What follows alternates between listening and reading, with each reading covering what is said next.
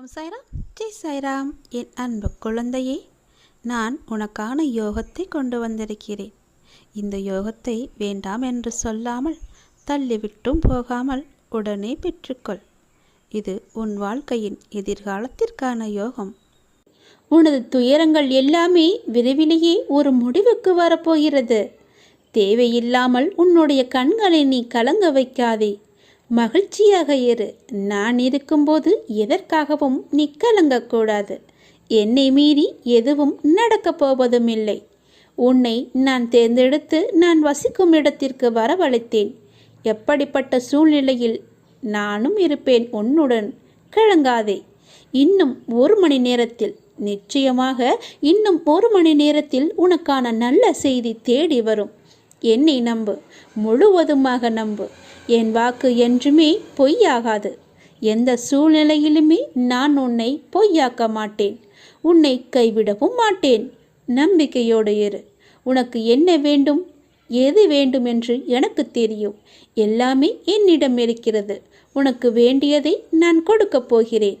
உனக்காகத்தான் நான் காத்து கொண்டிருக்கிறேன். எப்போது என்னை முழுவதுமாக நம்ப ஆரம்பிப்பாயோ அந்த நொடி முதலே உனக்கான நல்ல காலம் பொருந்துவிடும். கவலைப்படாதே. உனக்கு இப்போது மாயை என்ற வலை, கர்மா என்ற துன்பம் உன்னை துரத்தி கொண்டு இருக்கிறது. அதிலிருந்து விடுபடுவதற்காகத்தான் நீ என்னை நம்பு என்று சொல்கிறேன். நீ என்னை நம்பினால் உனக்கு நிச்சயமாக 1 மணி நேரத்தில் நல்ல செய்தி உன்னை தேடி தானாகவே வரும். உன்னை இன்று நான் வழிநடத்தி செல்லும் ஆசானாக நான் இருக்கிறேன். உனக்கான நித்தியப்படி வழங்க நான் சற்று தயங்கி யோசித்து நின்றால் உனக்கு என்னாகும், என்ன நடந்திருக்கும்? சற்று யோசித்துப்பார். நீ கேட்டு நான் செய்ய வேண்டிய அவசியமில்லை. எந்த சூழ்நிலையிலும் நீ கடந்து வந்த பாதையை மட்டும் நீ மறக்காதே. நான் இருக்கிறேன் என நம்பு. கலங்காதே. உனது கண் முன்னால் நான் அமர்ந்து கொண்டிருக்கிறேன். உன்னுடைய செயல்களில் மாற்றத்தை கண்டு என்னை முழுமையாக ஏற்றுக்கொண்டு என்னை நீ காண துடிப்பாய். அப்போது நான் உன் கண் முன்னே தோன்றும்போது உன்னால் பேச முடியாமல் கண்களில் ஆனந்த கண்ணீர் வழிய நீ வாயடைத்து போய் நிற்பாய். உனது கிரகத்தில் நான் வாசம் செய்யும் போது எதற்குமே நீ கலங்காதே. நான் இருக்கிறேன். அனைத்திலும் இருந்து நான் உன்னை விடுவிப்பேன். நல்லதே நடக்கும். உனக்கான எல்லா நல்லதுகளையுமே நான் நடக்க வைத்து உன்னை உயர்த்தி பார்க்க போகிறேன். உனக்கு வேண்டியதை செய்ய நான் இருக்கும்போது எவரிடத்திலும் போய் நீ நின்று கொண்டிருக்காதே. உனது தேவையை பூர்த்தி செய்ய யாசகம் பெற்று உனக்கு தருவதற்கு காத்திருக்கிறேன். நான் இருக்கிறேன் நிழலாக. என்றுமே உனக்காக. என் வார்த்தையை நம்பு. நம்பிக்கை வை. வாழ்வில் உனக்கான தேடல் நிச்சயம் கிடைக்கும். அதற்காக உன்னுடனே நான் துணை நிற்பேன். நீ எதற்குமே கலங்காதே. உன் தேடல் எதுவோ அதை நோக்கி நீ பயணப்பட்டு கொண்டே இரு. என் துணை நிச்சயமாக உனக்கு இருக்கும். உன் கண்ணில் வடியும் கண்ணீரை துடைக்க நானே வருவேன். நானே உனக்கு துணையாக இருப்பேன். நீங்கள் சற்று திரும்பி பாருங்கள். உங்களை கஷ்டப்படுத்திய நாட்கள் எல்லாம் கற்றுக் கொடுத்த நாட்கள் என்று உங்களுக்கே தெரிய வரும். அத்தகைய அனுபவங்களை சேகரித்து வையுங்கள். இனி வரும் நாட்களில் எச்சரிக்கையோடு செயல்பட அதுவே உங்களுக்கு உதவியாக இருக்கும். கவலைப்படுவதற்கு காரணங்களை தேடாமல் ஒவ்வொரு நிகழ்விலும் உள்ள யதார்த்தத்தை எண்ணி மகிழ்ச்சியாக இருக்க பழகி கொள்ளுங்கள். எந்த சூழ்நிலையிலும் முயற்சியை மட்டும் கைவிடாதீர்கள். விதியின் பயனில்லை என்றாலும் முயற்சியின் பலன் கட்டாயம் உண்டு.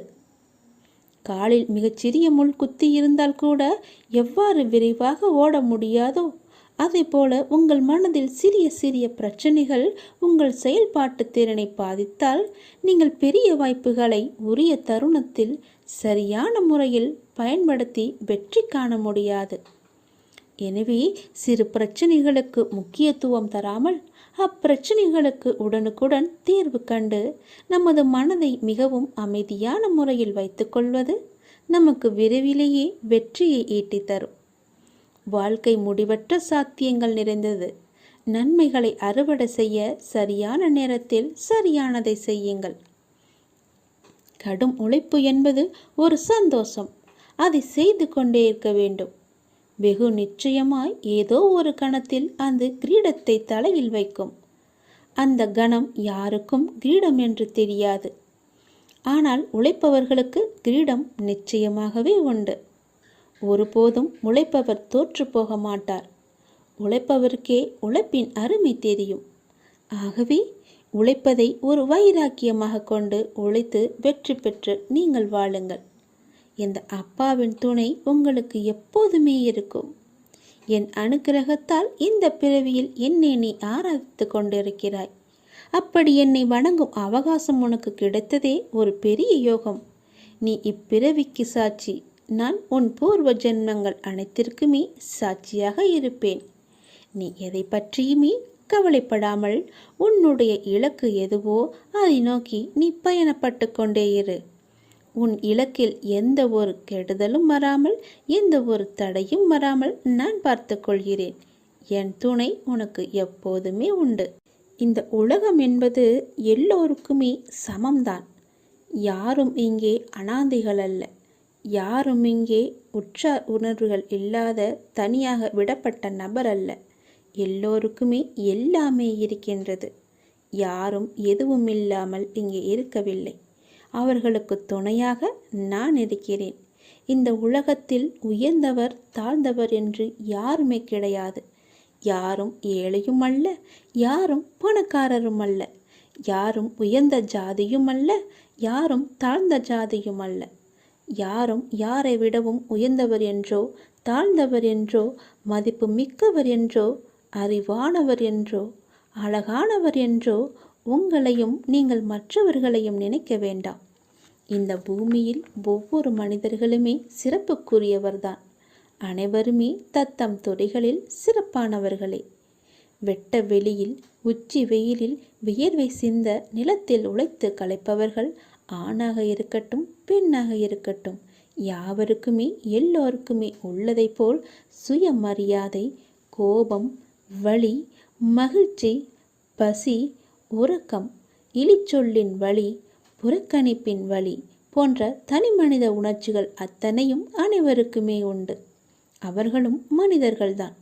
உண்மையில் உயர்ந்தவர் தாழ்ந்தவர் என்று யாருமே இல்லை.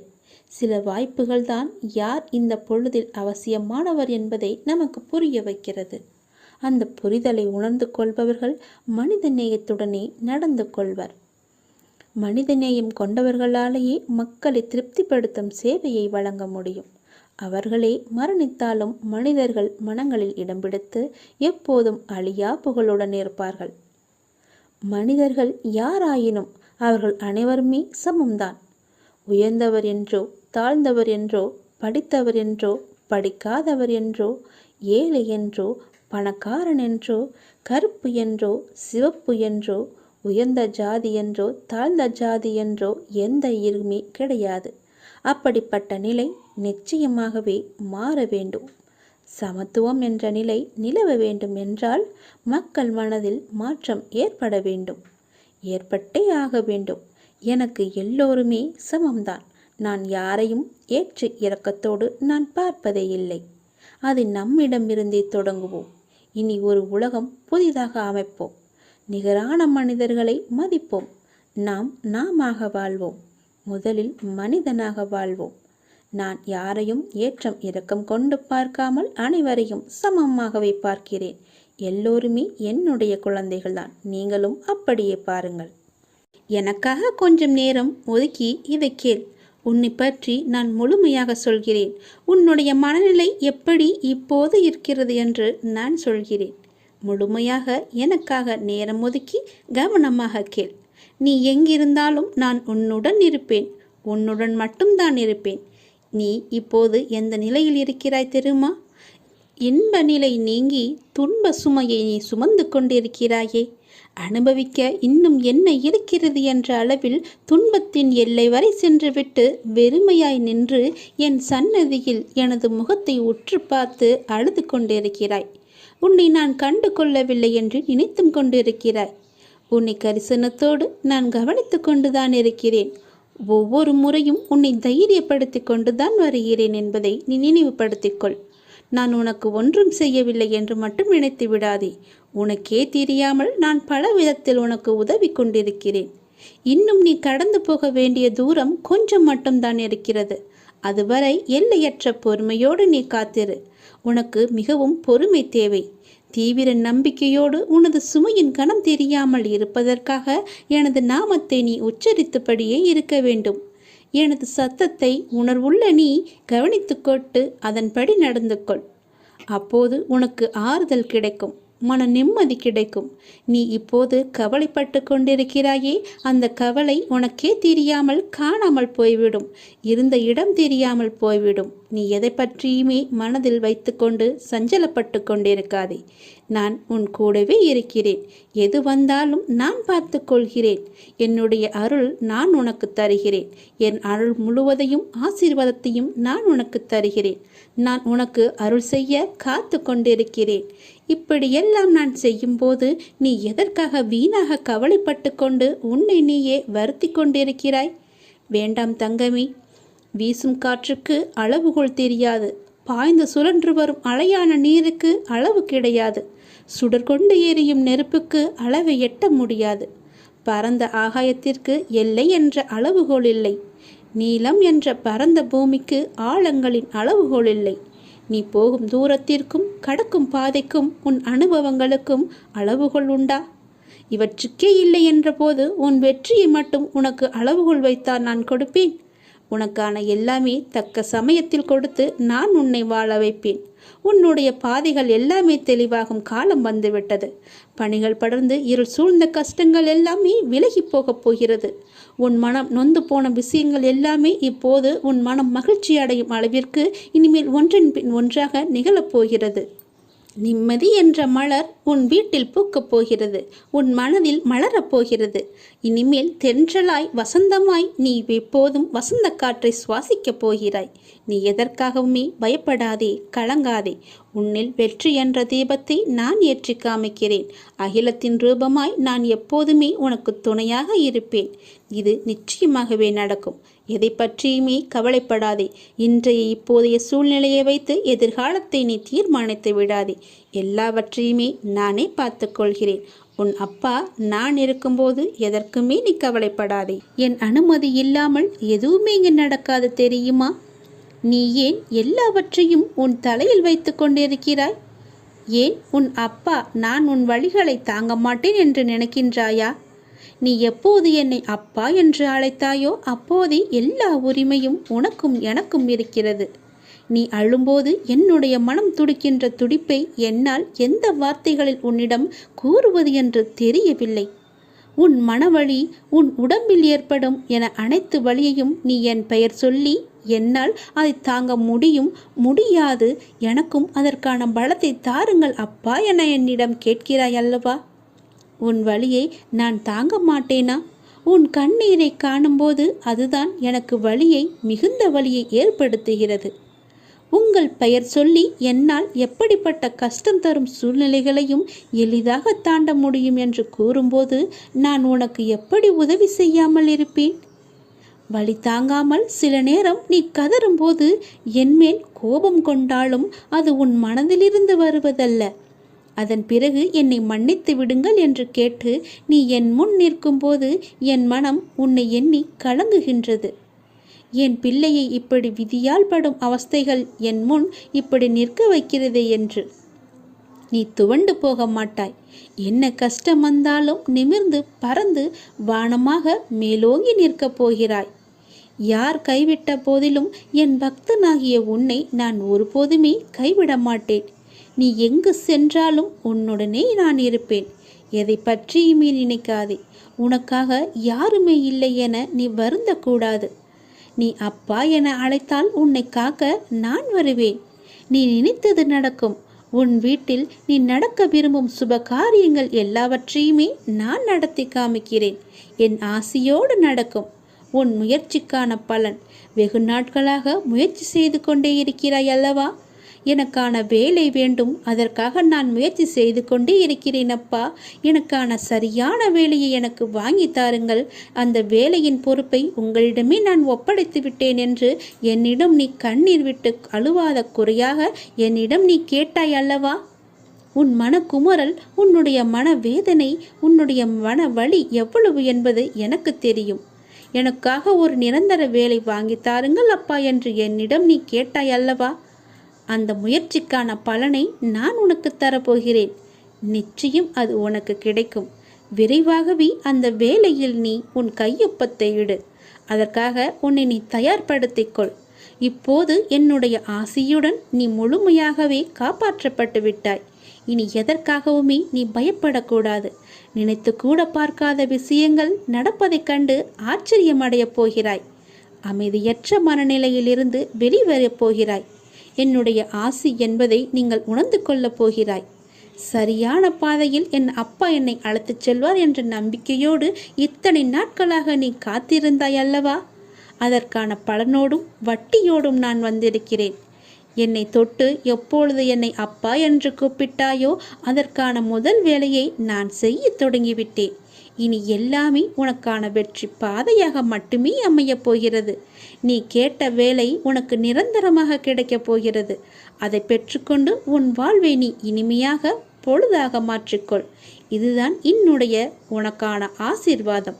உனக்கு எப்பொழுதுமே என்னுடைய ஆசியும் துணையும் எப்பொழுதுமே இருக்கும். உனக்கு பக்க பலமாக இருந்து உன்னை காப்பாற்றுவதுதானே உன்னுடைய அப்பாவின் வேலை. உன் அப்பா நான் சொல்கிறேன். உனக்கு தரும் இந்த வேலை நிரந்தரமான வேலை. உன் மனதிற்கு நீ எப்பொழுதும் சந்தோஷமாகவே இருப்பாய். நீ எப்பொழுதும் நன்றாகவே இருப்பாய். உன்னுடைய கடந்த கால நஷ்டங்கள், இழப்புகள், ஏமாற்றங்கள், காயங்கள், தோல்விகள் எல்லாம் மறந்து போகும் அளவிற்கு உனக்கு நான் மிக பெரிய மகிழ்ச்சியை தரப்போகிறேன். என் ஆசையுடன் நீ நன்றாகவே இருப்பாய். நீ என்னுடைய பிள்ளை. இறைவா, எனக்கு ஏன் இந்த சோதனை என்று நீ புலம்பாதே. மரத்திற்கு இலையுதிர் காலத்தை வைத்தவன் வசந்த காலத்தையும் வைத்திருக்கிறான். ஞாபகம் இருக்கிறதா? அதேபோல உன்னுடைய துன்பமான நாட்கள், உன்னுடைய சோதனை காலம் எல்லாமே முடிந்து உனக்கு வசந்த காலம் வீசும். அதே போல நம்மையும் நிரந்தர துன்பத்தில் வைக்க மாட்டார் என்று நீ நம்ப வேண்டும். நீ நினைத்தது நடக்கவில்லை என கவலைப்படுகிறாய் மகளே. அது நடக்க வேண்டிய நேரத்தில் இந்த அப்பாவின் ஆசியோடு நடக்கும். நீ முயற்சி செய். உனக்கான பலன் நிச்சயமாகவே கிடைக்கும். முயற்சியை மட்டும் நீ கைவிட்டு விடாதே. உன்னோடும் உன் குடும்பத்தோடும் தான் நான் இருந்து கொண்டே இருக்கிறேனே. நீ எல்லா செல்வ வளங்களையும் பெறுவதற்கு உனக்கே அரிதான வாய்ப்பு ஒன்று கிடைக்கும். பேரும் பெற்று சீரும் பெற்று சிறப்பாக நீ வாழப்போகிறாய். நிம்மதியான மகிழ்ச்சியான வாழ்க்கையை நீ வாழப்போகிறாய். நீ எதை பற்றியுமே எதிர்மறை சிந்தனைக்கு உன் மனதில் நீ இடம் கொடுக்க கூடாது. ஒன்றை மற்றும் நீ நினைவில் வைத்துக்கொள். நாம் செய்த புண்ணியமும் தர்மமும் நமக்கு இடம் தெரியாத இடத்தில் இக்கட்டான சூழ்நிலையில் ஏதாவது ஒரு ரூபத்தில் உன்னை காப்பாற்றும். அப்படித்தான் நீ என்றோ செய்த தர்மம் இன்று உன்னை காப்பாற்றி இருக்கிறது. இறைவன் யாருக்கு எதை விதித்துள்ளான் என்பது இறைவனுக்கு மட்டுமே தெரிந்த விஷயம். இறைவன் எழுதாமல் எதுவும் நடக்காது. இறைவனை நாடாமல் எதுவும் நமக்கு கிடைக்காது. முயற்சி மட்டும்தான் நம்முடையது. அதற்கான முடிவு இறைவனின் கையில் இருக்கிறது. அது இறைவனுடையது. அதற்காக நீ வருந்தாதே. எதை இழந்தாலும் அது இன்னொரு வடிவில் அது உன்னை வந்து சேரும் என்று நம்பு. எனக்கு அப்பா செய்வது எல்லாமே என்னுடைய நன்மைக்கு மட்டும்தான் என்று நீ நம்பு. வாழ்க்கையின் சந்தோஷத்தை பிற நபரோடு நீ தேடாதே. உங்கள் சந்தோஷத்தை உனக்குள்ளேயே தேடு. உங்கள் பிறவியின் காரணத்தை தேடு. உங்களின் வளர்ச்சியின் தடைகளை தேடு.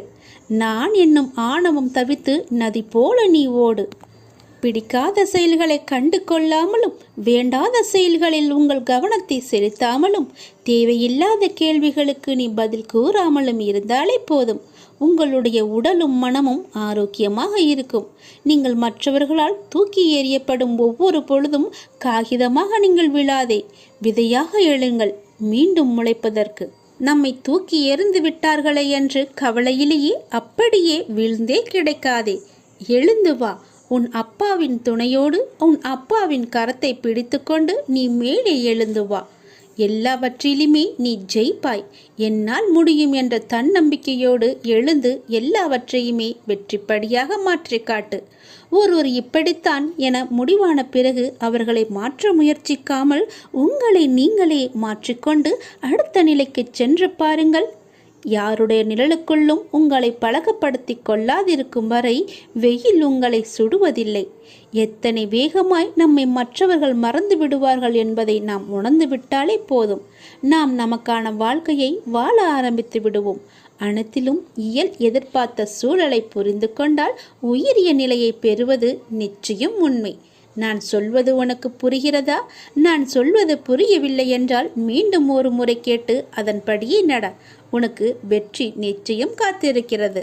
இந்த விஷயத்தை நான் வெகு நாட்களாக உன்னிடம் சொல்ல வேண்டும் என்று நான் நினைத்து கொண்டிருந்த விஷயத்தை இப்பொழுது நான் உன்னிடம் சொல்லிவிட்டேன். இப்பொழுதுதான் எனக்கே மன ஆறுதலாக இருக்கிறது. இனி நீ பிழைத்துக் கொள்வாய். உன்னை நோக்கி வருகின்ற அனைத்தும் என்னுடைய கைகளிலிருந்துதான் உன்னிடம் வருகிறது. அதை எதிர்நோக்கி நீ எடுக்கும் பக்கமே உன் வாழ்க்கை என்னும் புத்தகம் எப்படி இருக்கும் என்று தீர்மானிக்கின்றது. அந்த புத்தகம் குறிக்கின்ற முக்கியமான காலம் நிகழ்காலம் மட்டும்தான். அதை எழுத உனக்கு எழுதுகோலாக நான் இருப்பேன். உன் இறந்த காலத்தில் 1000 விஷயங்கள் நல்லதாகவும் கெட்டதாகவும் இருக்கும்.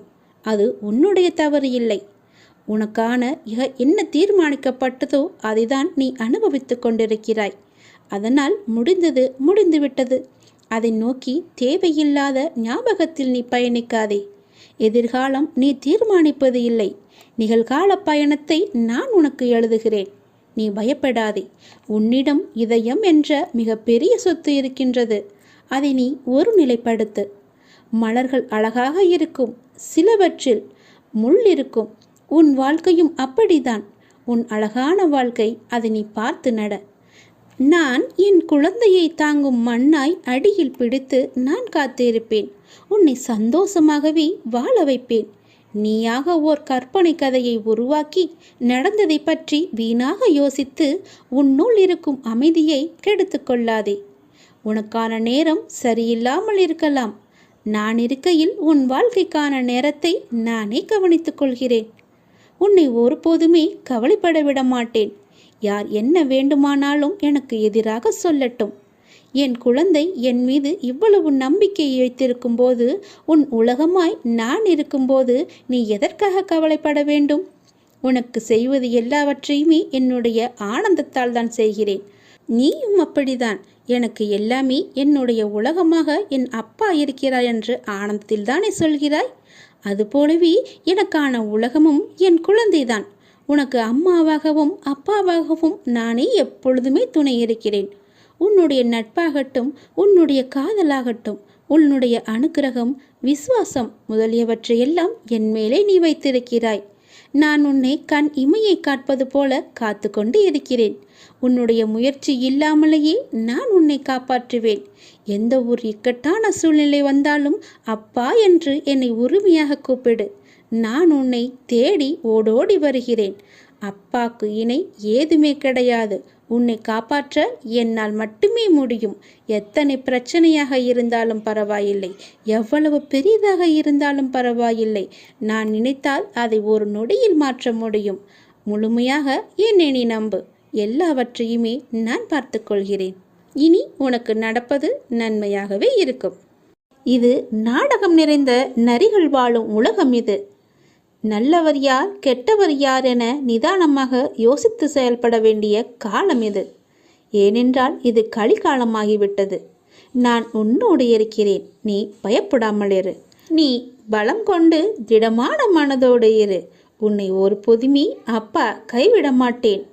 புண்ணியங்கள் அனைத்திற்குமே தலையாயது எது தெரியுமா? நன்றி பாராட்டுவதுதான். பாவங்கள் அனைத்திற்குமே தலையாயது நன்றியை மறப்பதுதான். செய்த நன்றியை மறப்பதுதான் பெரிய பாவம். தக்க சமயத்தில் செய்த உதவிக்கு நன்றியை கொன்றவனுக்கு ஒரு பிரயோஜனமும் இல்லை, ஒரு சித்தமும் இல்லை. நம்மை பெற்று வளர்த்த அன்னையும் பிதாவும் முன்னறி தெய்வம், கண்கண்ட தெய்வம். அவர்களுக்கு செய்யும் பணிவிடைகளே நீ செலுத்த வேண்டிய முதன்மையான நன்றி கடன். ஏனெனில் அதன் நன்மை என்பது கடலை விட பெரியது. தள்ளாத காலத்திலாவது நீ அவர்களின் மனம் மகிழும்படி நடந்து கொள். நீ என்னதான் தான தர்மம் செய்து வந்தாலும் அவர்களை நல்லபடியாக வைத்து கொள்ளாவிட்டால் நீ எதிலுமே வெற்றி பெற முடியாது. உன் உண்மை அன்பிற்கு கட்டுண்டவர்களைத் தவிர வேறு எவரின் அசட்டு பேச்சுகளுக்கும் நீ உன் மனதில் இடம் கொடுத்து விடாதே. எந்த சூழ்நிலையிலும் உனக்கு தக்க சமயத்தில் உதவி புரிந்தவர்களை உதாசீனப்படுத்தாதே. உதவி செய்தவர்களுக்கு நன்றி பாராட்டுவதுதான் மிகப்பெரிய புண்ணியம். உனக்கு பின்னால் இருப்பது யார் என்று தெரிந்து கொள். உனக்கு பின்னால் இருப்பது நான் தான். உன்னை நான் கைவிடவே மாட்டேன். எல்லாமே சரியாகிவிடும். எதற்குமே நீ அஞ்சாதே. உன்னோடும் உன் குடும்பத்தோடும் நான் உன் அப்பா இருக்கிறேன். எதற்குமே கலங்காதே. உன்னை நான் அல்லவா எப்போதுமே பார்த்து கொண்டிருக்கிறேன். அதனால் என்றுமே உனக்கு நன்மையை மட்டும்தான் தெரிவேன். நன்மை மட்டும்தான் உன் கண்ணுக்கு புலப்படியும் நான் செய்வேன். உன்னுடைய பாரங்களை எல்லாமே எனது பாதத்தில் நீ சமர்ப்பித்து விட்டாய். நீ எதற்காகவும் இனிமேல் கலங்கக்கூடாது. எப்போது உனது பாரங்களை எனது காலடியில் நீ விட்டாயோ அந்த நொடி முதலே உன்னுடைய கர்ம வினைகளை அகற்றி உனக்கு நல்லது நடக்க நான் ஆயத்தமாகிவிட்டேன். இப்பொழுது என்னுடைய தவக்காலம் முடிந்தது. உனக்கு நல்லதை நடக்க செய்யப் போகிறேன். இப்போது உனக்கு நல்லது நடக்குவதற்காக நான் கண்கொண்டு திறந்து பார்த்திருக்கிறேன் உன்னை. என்னுடைய தவக்காலமே உனக்காக மட்டும்தான். எல்லாமே உனக்கு கைகூடி வரப்போகிறது. நீ துயரத்திலிருந்து நிச்சயமாகவே விடுபடப் போகிறாய். பல ஆனந்தத்தை நான் உனக்கு அள்ளித்தரப்போகிறேன். காத்திரு.